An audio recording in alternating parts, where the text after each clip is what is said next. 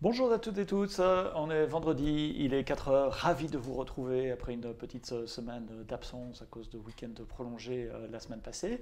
L'adresse du quiz est là, là, de ce côté-là.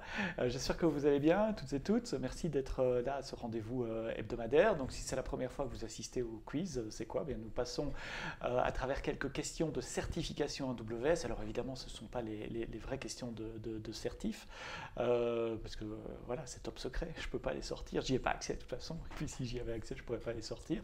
Et donc, avec mes collègues, et essentiellement un collègue que je remercie qui s'appelle John Rosterstein, qui est en Australie, qui a écrit des questions qui ressemblent aux questions de certification. Et ensemble, nous passons sur ces questions-là sous la forme d'un quiz avec des points. Donc il y a des points aux bonnes réponses et pas pour les mauvaises réponses. Puis il y a des points de rapidité aussi. Donc si vous jouez pour gagner, la rapidité compte. Mais je sais que la plupart d'entre vous n'êtes pas là nécessairement pour gagner, mais pour apprendre, pour découvrir à quoi ressemblent les examens de certification AWS. Et puis surtout comment analyser une question, comment voir quels sont les bons éléments, les mauvais éléments, et puis peut-être apprendre certaines choses sur les services AWS également. N'hésitez pas comme d'habitude à me laisser vos commentaires sur le chat. Je regarde le chat quasiment en même temps que je regarde les questions. Donc si vous avez des questions sur pourquoi telle réponse plutôt que telle autre, si mon explication n'est pas claire, si vous trouvez que la réponse que j'ai dit qui était la bonne n'est pas la bonne, qu'il y a une autre alternative, faites-en part. C'est également un forum de discussion. Je sais que c'est un peu à un sens parce que vous êtes sur un clavier et moi j'ai la chance d'avoir un micro là. Mais dites-moi, enfin, faites-moi part de vos questions et j'y répondrai. Quiz d'aujourd'hui, c'est du niveau Solution Architect Associate et ce sont 8 questions spécifiques au stockage. Alors, on est une petite vingtaine sur Twitch. Vous êtes 13 à avoir rejoint le quiz, donc myquiz.org/p/384830384 832. Il ne faut pas que j'oublie d'enlever ça de l'écran. On peut essayer de faire un petit hop, comme ceci. Et comme ça, vous voyez la même adresse également. 384830 sur myquiz.org. Bien, eh bien, je vous propose de commencer. Donc 8 questions, il y a 90 secondes, 90 secondes si vous nous regardez en Suisse ou en Belgique pour répondre à la question. J'essaierai de ne pas trop parler pendant ces 90 secondes et puis on débriefe les bonnes réponses et surtout les mauvaises réponses ensemble. Attention, on est parti pour une bonne demi-heure. Allons-y. 3, 2, 1, et voici la première question qui parle d'archives de données. Vous avez des données historiques que vous souhaitez archiver. Elles sont accessibles, on y accède une fois par an seulement. Et la seule copie des données, c'est la seule copie des données. Donc vous aimeriez bien la garder dans plusieurs endroits physiquement différents. Quel serait le moyen le plus cost-effectif, donc le meilleur marché de faire cela? Cost-effectif est important dans la question. Soit vous les stockez sur Amazon S3, standard Infrequent Access Storage, soit sur Amazon S3 One Zone Infrequent Access Storage, soit sur Amazon S3 Glacier Deep Archive Storage, ou soit vous les stockez directement dans Glacier plutôt que S3. Donc le Glacier normal, le Glacier Deep Dive, enfin Deep Archive, S3 One Zone ou S3 Infrequent Access. Les questions sont en anglais parce que si vous passez le vrai examen de certification, elles sont en anglais aussi. Donc j'ai décidé de ne pas les traduire. Ce sont vraiment des questions comme ça que vous pourriez avoir pendant la certification.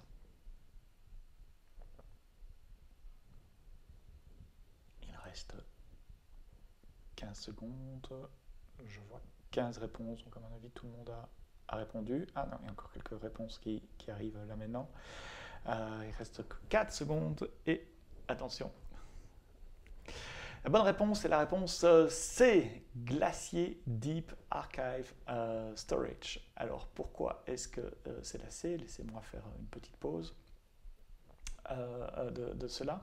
Il n'y a aucune question de certification où on vous demande de retenir les prix. En revanche, il faut quand même retenir l'ordre de grandeur des prix, savoir que tel type de stockage est plus bon marché que tel autre. J'ai mis les prix exacts en dessous, et donc on va aller à travers les trois réponses incorrectes.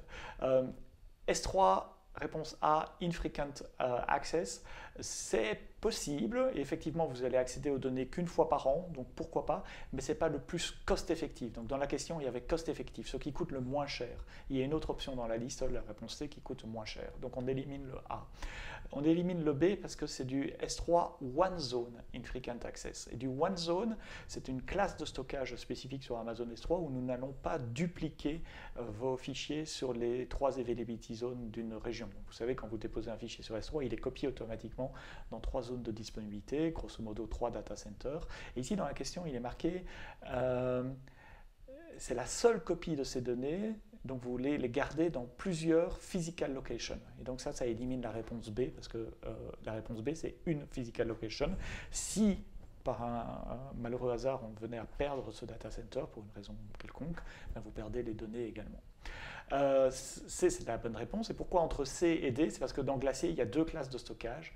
Il y a le Glacier normal et puis le Glacier Deep Archive qui prend un peu plus de temps à récupérer si vous voulez récupérer les données, mais qui coûte moins cher. L'ordre de prix est marqué ici en dessous. Je ne sais pas si je peux zoomer, non, ça ne marche pas. Mais c'est globalement 0,4 centimes pour un Glacier normal et 0,09, donc c'est quasiment 40 fois moins cher pour un Deep Archive. Donc je répète, il n'y a aucune question où on vous demande les prix des services, ça change tout le temps, mais au moins se souvenir de l'ordre de grandeur et se souvenir que Deep Archive est beaucoup moins cher que Glacier. Ici, on demandait quel était le cost-effective way to store it. Donc, bravo à tous ceux qui ont répondu à cette question. C'était la première question, il y en aura 8, donc vous avez le temps de vous refaire si vous jouez pour les points. Et question suivante.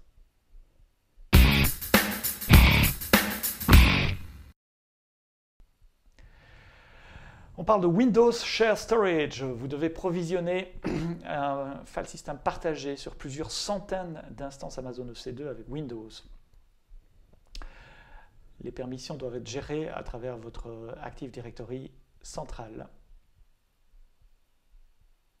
Comment est-ce que vous pouvez fournir ce stockage? Vous installez Amazon Workdoc Sync Client sur chacune des centaines de machines. Vous montez Amazon S3 comme un disque réseau sur chaque instance. Vous utilisez Amazon FSX for Windows File Server pour créer un file system. Ou vous utilisez des volumes EBS avec un Windows Server en utilisant SMB Samba que vous devez évidemment installer et configurer vous-même sur ce Windows Server. Donc, je répète, toutes les questions d'aujourd'hui sont orientées stockage.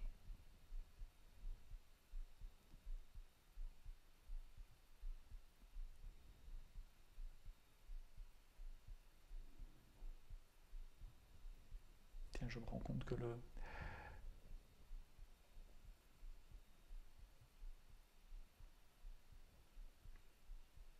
que l'adresse du quiz reste à l'écran et j'arrive pas à l'enlever, désolé pour ça. La bonne réponse est la réponse C. Alors évidemment, Workdoc Sync, ça n'a pas beaucoup de sens. S3, il y en a qui ont essayé, hein. Non, je blague, mais S3 c'est un object storage, donc on ne peut pas... Pourquoi est-ce que c'est... On va l'enlever comme ça, boum, voilà, désolé pour ça. S3 c'est un object storage, donc c'est fait pour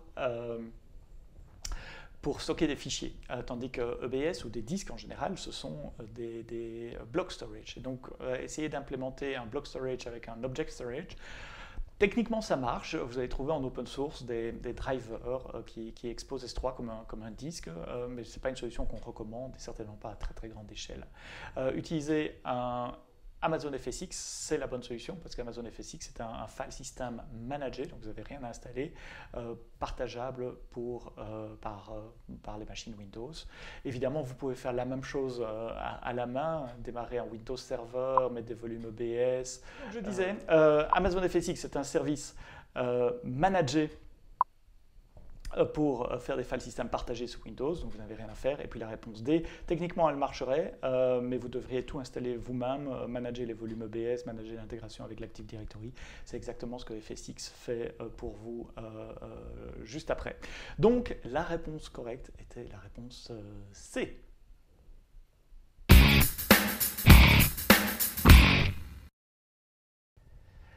Amazon EFS, une question sur Amazon EFS. Amazon EFS File System, quand vous avez un file system EFS qui contient des données critiques pour votre société et vous voulez faire un daily backup de ces fichiers quotidiens.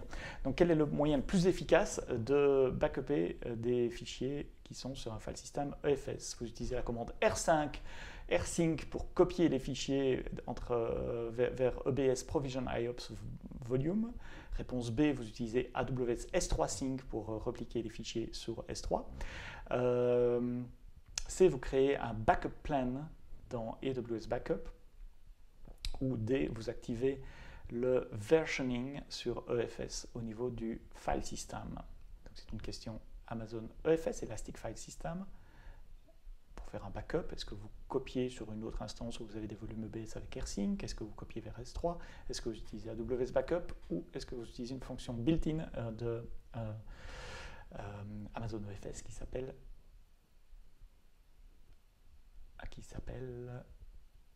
EFS Versioning?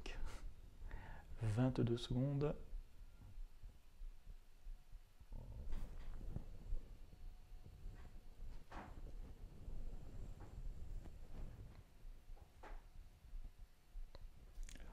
Secondes, si on n'avait pas encore répondu, allons-y. On a perdu une dizaine de personnes avec le problème de son.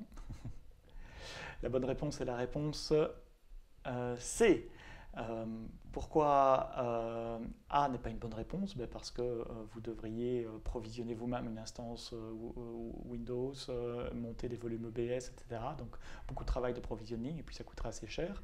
Repliquer vers S3, c'est une possibilité. Ceci dit, ce n'est pas vraiment un backup, hein, ce serait plutôt une copie. L'intérêt d'un backup, c'est de garder un historique, de pouvoir restaurer une spécifique version d'une date. Vous n'auriez pas ça avec un S3 Sync, par exemple, vous auriez juste la dernière version. Un plan de backup, évidemment, AWS Backup permet de backuper des volumes EFS. C'est assez récent, si je me souviens bien, c'est moi-même qui ai écrit le blog post qui annonçait la disponibilité de EFS pour AWS Backup. Donc c'est le moyen le plus simple de backuper des volumes EFS. EFS Versioning, je n'ai pas été regardé dans la doc, mais je ne pense même pas que ça existe. Donc je ne pense pas que ce soit la bonne réponse. Question suivante.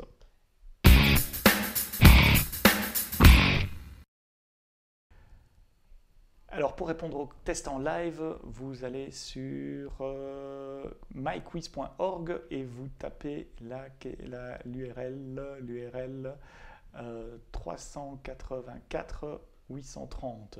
Je vais le remettre ici à l'écran. Donc myquiz.org et puis c'est le code 384830. Question backup. Votre société fait des backups quotidiens sur des tapes, mais vous avez de plus en plus de volume à backuper, vous n'avez plus d'espace pour mettre des tapes, plus d'espace non plus pour acheter de l'équipement. Comment est-ce que vous pouvez utiliser le cloud pour faire des backups avec un impact minimal sur votre processus de backup courant? Vous utilisez Storage Gateway Virtual Tape Backup, vous faites un backup sur S3, vous faites un backup sur Glacier, ou vous créez un backup sur AWS Backup. Encore lui. Donc question backup tape.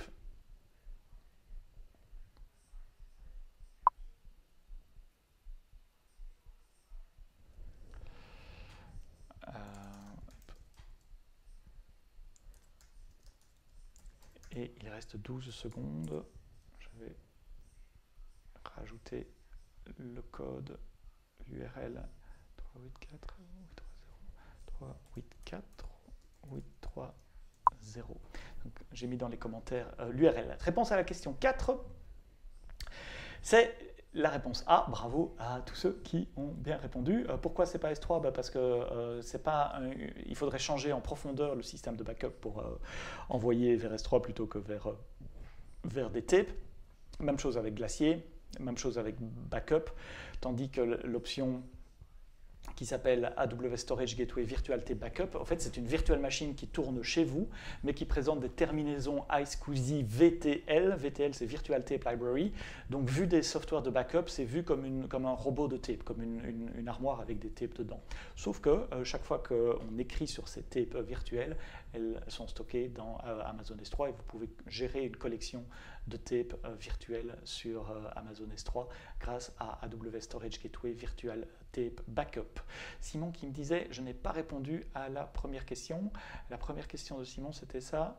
Ah oui, sur Glacier, c'est vrai, il n'est pas marqué qu'on n'est pas pressé pour récupérer les données. C'est vrai, Glacier coûte pas cher, mais il y a un certain délai, une latence, comme on dit, pour aller rechercher les données. Donc c'est un rapport coût-bénéfice. Ça coûte vraiment pas cher de stocker sur Glacier, mais si vous avez besoin de récupérer l'ensemble des données, ça va prendre un certain temps. Attention au coût de récupération des données aussi. Ça peut coûter très cher si on doit récupérer toutes les données d'un coup. Glacier, c'est vraiment bien pour aller rechercher certaines données. Donc c'est vraiment un plan de backup, pas nécessairement de disaster recovery, parce que dans ce cas-là, il faudra aller tout rechercher. Donc bon point sur Glacier. La situation à mi-parcours, nous avons Simon en tête avec 21 points à égalité avec A. Gaillard, pas très loin derrière à 20 points Philippe Le Gall, Guillaume 17, 4 Vis 17. Donc je ne vois pas les autres pour le moment, mais dans ces 5-là, tout est encore à jouer puisqu'il reste 4 questions à reprendre.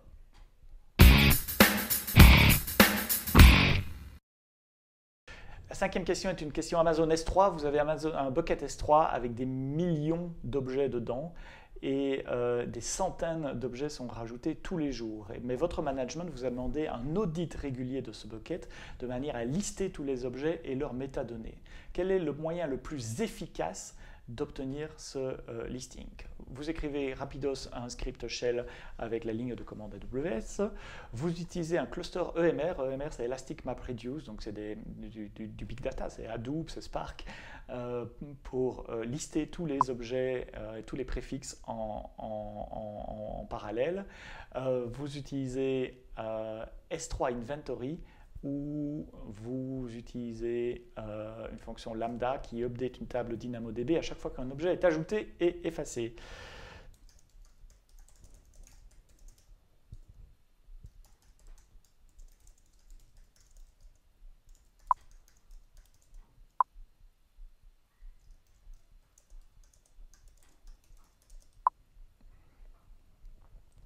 Donc la ligne de commande EMR S3 Inventory ou Lambda. 15 réponses.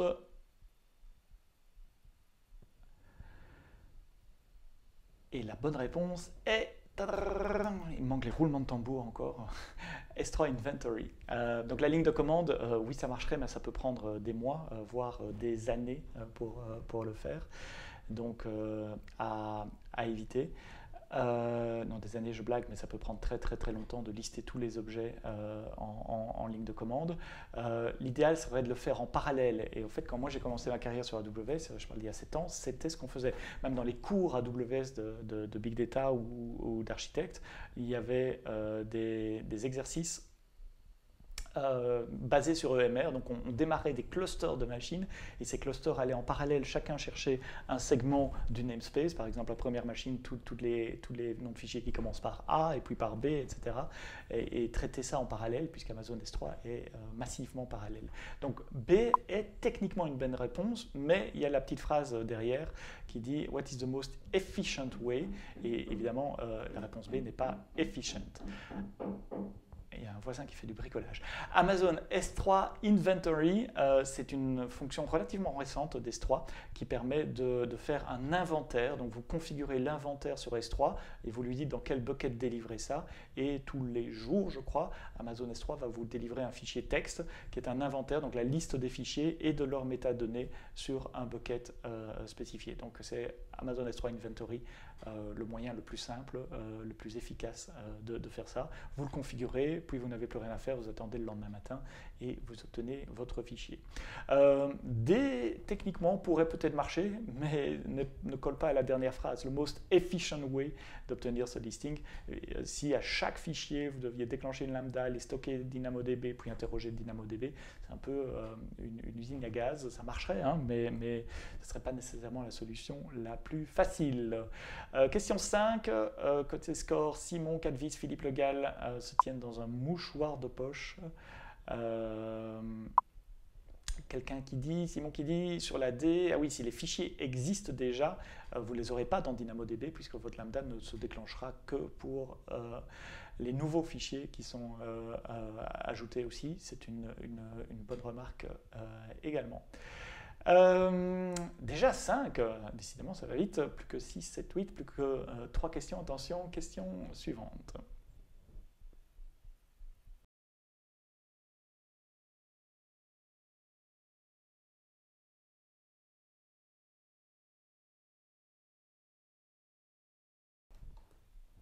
J'ai l'impression qu'il y a mon jingle qui a explosé, ma machine qui a trop chaud. On parle de remote data ici. Ici, on est dans un scénario distribué où vous avez une collecte de données sur un site minier. Et ce site a évidemment peu de connectivité Internet, c'est dans le fin fond de la jungle. Alors, il y a certains traitements qui peuvent se faire localement, mais idéalement, il faudrait renvoyer les données pour du stockage, pour du storage sur AWS de temps en temps. Donc, quel serait le meilleur moyen de réaliser cela? Donc, collecte de données sur un site quasiment sans connexion Internet, un peu de processing local, et puis ramener les données périodiquement sur AWS. Est-ce que vous déployez une EC2 Compute Instance sur un AWS Snowball Edge? Est-ce que vous utilisez Amazon S3 Transfer Acceleration? Est-ce que vous utilisez IoT localement et puis vous transférez les données en site à site VPN? Ou est-ce que vous installez des T2 micro instances, finalement ce sont les plus petites, sur le site de collecte des données et puis avec un VPC peering pour se connecter sur AWS?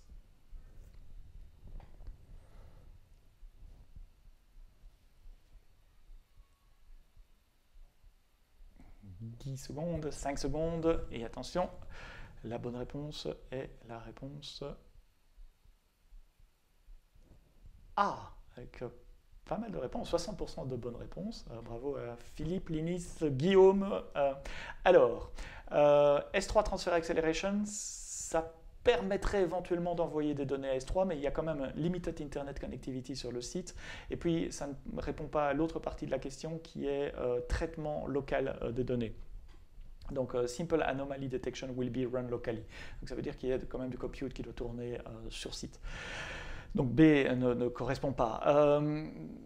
C pourrait peut-être, mais sur AWS IoT, il faudrait des objets IoT. Et puis, site à site VPN, il faudrait un site. Et là, vous avez Limited Internet Connectivity. Donc, ce n'est pas nécessairement une bonne solution non plus. Et évidemment, D n'est pas possible, puisqu'il n'y a pas moyen d'installer des T2 micro instances sur site.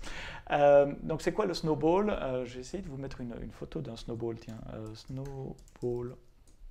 Oui, évidemment, si je tape juste snowball comme ça, on va avoir autre chose.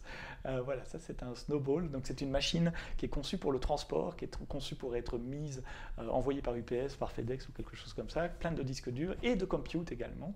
On vous l'envoie, vous la branchez sur votre réseau, vous collectez les données, vous pouvez faire tourner des machines virtuelles pour traiter déjà ces données de façon locale.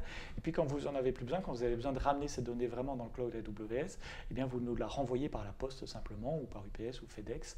Je ne sais pas si ça se voit ici, mais il y a une petite étiquette en encre digitale, comme les bouquins Kindle, qui va changer avec l'adresse de réception d'AWS et vous renvoyer cela.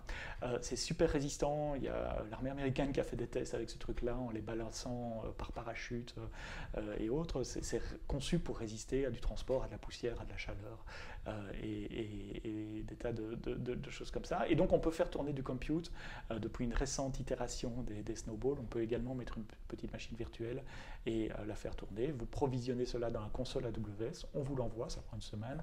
Vous l'utilisez le temps que vous en avez besoin et puis vous nous le renvoyez. Et donc dans des cas industriels, de collecte de données dans des sites distants, c'est une solution également.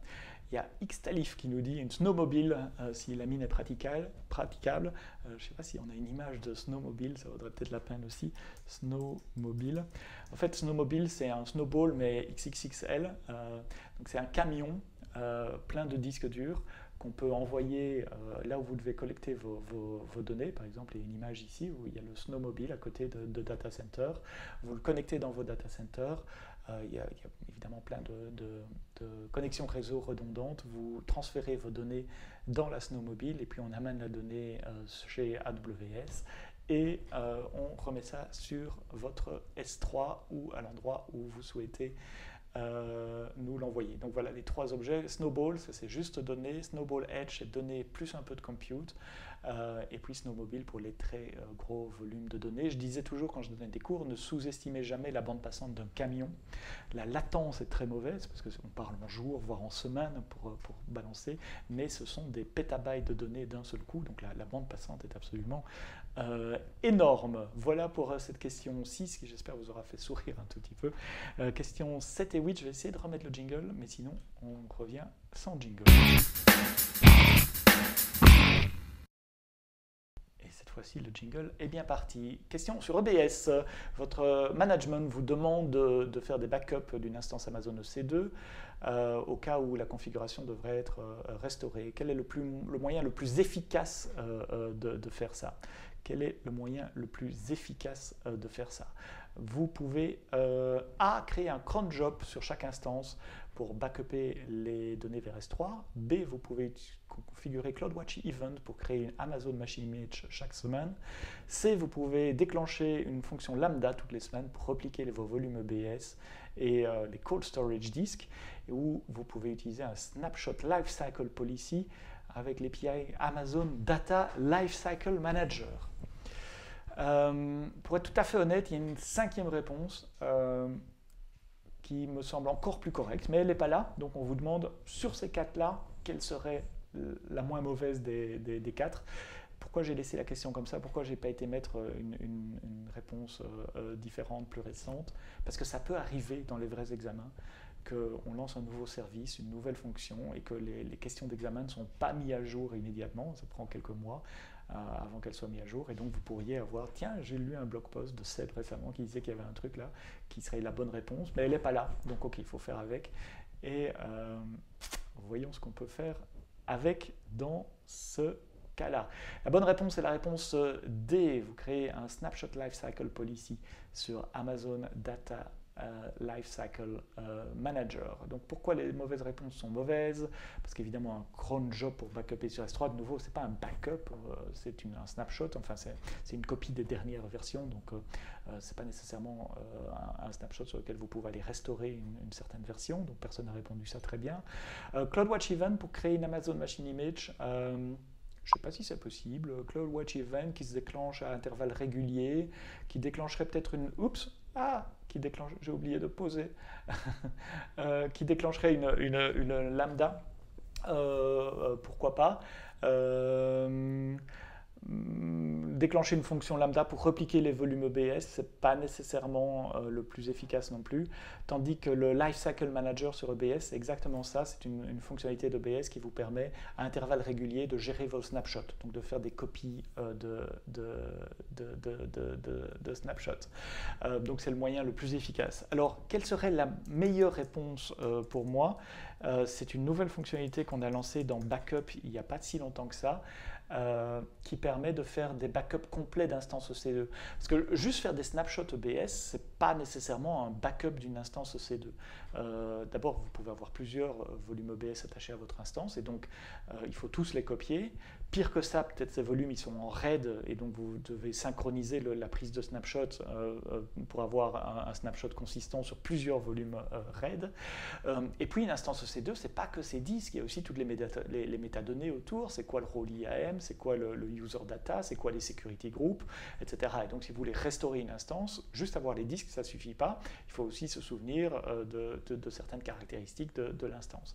Et en janvier de cette année, on a lancé AWS Backup pour les instances EC2 justement, où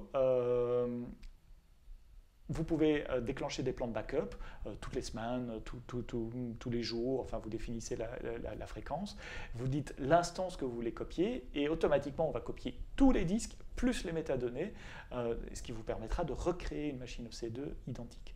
Donc la bonne solution pour faire un backup EC2, c'est AWS EC2 Instance. Ce n'était pas dans la question parce que vous voyez c'est assez récent, ça date de janvier.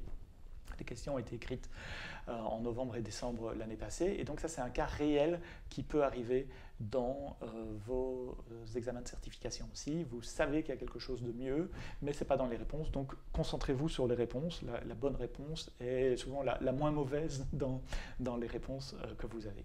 C'était la question numéro 7. Attention, question 8, la dernière question.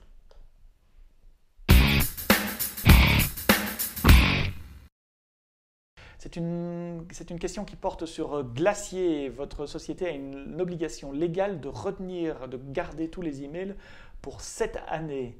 Et les emails sont archivés dans Glacier. Comment est-ce que vous pouvez vous assurer que les données resteront pour la période de temps requise, c'est-à-dire 7 années? Vous utilisez un Vault Lock Policy.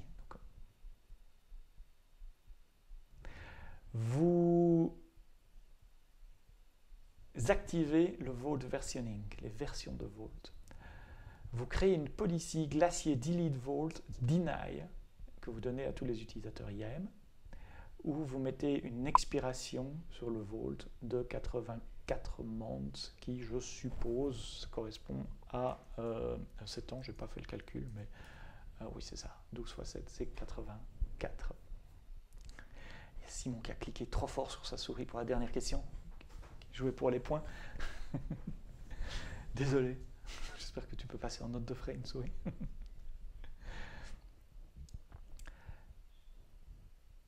Encore 20 secondes. Donc le gagnant sera entre Guillaume, Linis et Philippe. Cette fois-ci, ça va se jouer sur vous trois. Et la dernière réponse, la bonne réponse, est la réponse A. Pourquoi est-ce la A? Pourquoi est-ce la A? Vault Versioning, je ne suis même pas sûr que ça existe. Je n'ai pas été vérifié, mais de toute façon, ça créerait juste une version d'un Vault. Je ne vois pas en quoi une version obligerait qu'on garde les données pendant 7 ans. Donc, on peut éliminer Vault Versioning. Créer une IAM policy sur les utilisateurs qui leur interdit d'effacer le Vault, c'est intéressant, mais ce n'est pas une garantie. Plus tard, quelqu'un d'autre pourrait enlever cette policy ou ne pas l'avoir mis sur certains utilisateurs qui iraient effacer les données. Et donc, il n'y a pas de garantie légale, j'ai envie de dire quasiment légale, que les données soient vraiment persistées pendant 7 ans. Vault Expiry Period, c'est la même chose. Disons que le Vault expire, ça veut dire qu'elle serait... À supposer que ça existe, et là, à nouveau, je n'ai pas été vérifié Vault Expiry, mais à supposer que ça existe, ça veut juste dire que les données seront effacées automatiquement après 7 ans. Mais ça ne dit pas qu'on ne peut pas les effacer avant. Et la question ici, c'est une obligation légale. Donc, on veut créer un moyen enforçable, j'ai envie de dire, pour utiliser un anglicisme, légalement, qu'on ne va pas effacer vos données pendant 7 ans. Et la bonne réponse, ce sont les Vault Lock Policy.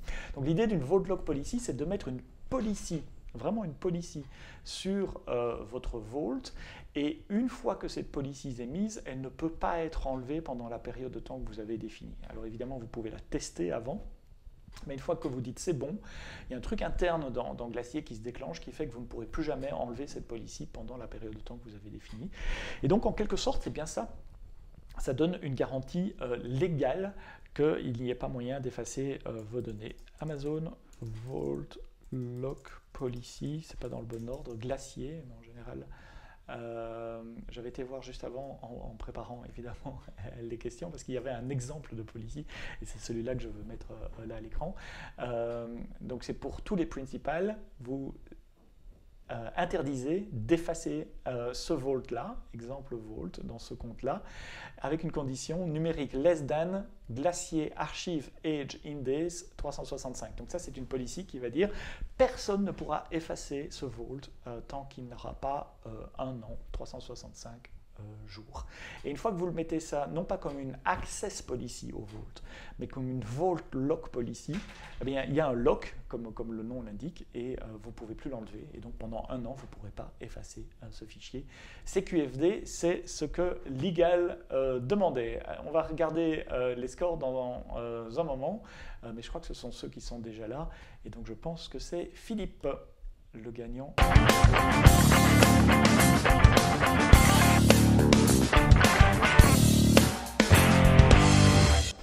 Et donc, le gagnant de cette semaine, eh bien, Philippe Le Gall, bravo, 45 points. Philippe qui est à Berlin.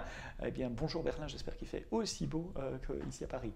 Bravo à Linis, 43 points, Guillaume, 41, Simon, 39, Cadvis, 30, Vince, 29, Fabien, 25 et Duf, 59, 25 également. Merci d'avoir assisté à ce quiz dans la bonne humeur, dans le sourire. Désolé pour les petits problèmes de son. C'est décidément quelque chose que je vais essayer que je dois adresser pour la prochaine fois. La prochaine fois, justement, c'est le live coding. Ça se passe le jeudi soir à 18h sur la même chaîne Twitch avec mon collègue Bachar. Nous portons une application Node.js MySQL petit à petit. On a le 3e épisode. Les épisodes seront sur la chaîne YouTube que vous pouvez trouver juste ici. C'est tous les jeudis soirs à 18h. Et puis rendez-vous vendredi prochain pour le prochain quiz de certification AWS. J'espère que vous avez appris quelque chose. Je vous souhaite un très bon long week-end si vous avez la chance d'être dans un pays où c'est un long week-end. Prenez soin de vous et rendez-vous la semaine prochaine. Bye bye.